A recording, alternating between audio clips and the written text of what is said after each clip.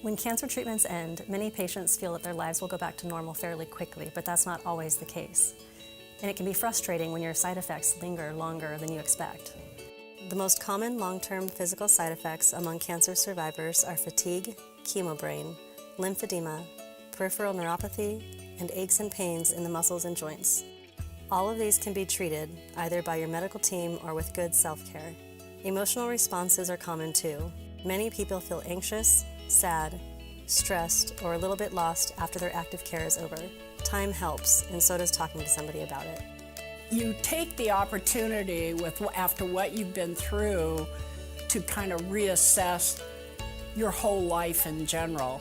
Your mind's been through a lot when you go through the process of treatments and all of that was involved with those, and then afterwards, and then scanxiety, and then is this really working or not? And it just a lot of things build, and too many things going through your mind, and so you do become forgetful. You've been through many months of intense challenges through this cancer treatment. Your body has changed. You've had a lot of emotions. You've had stresses on your finances and your daily life. You and your friends and family have been through a lot. And you may be at this time thinking, yay, I'm almost done with cancer treatment.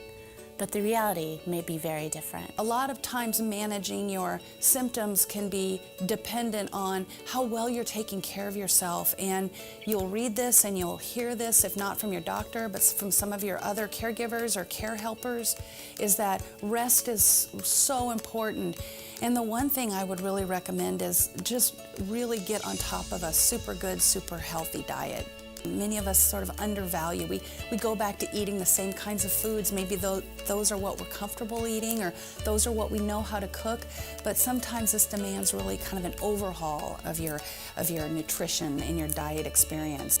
Cancer is a life-altering experience, and recovery takes time. There are several things you can do to feel better, faster.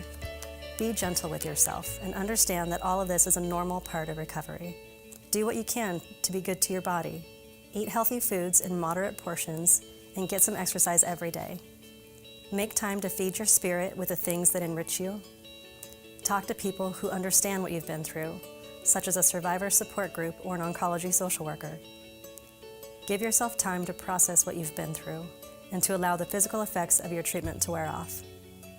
And don't let anything discourage you from living every day the best way that you can.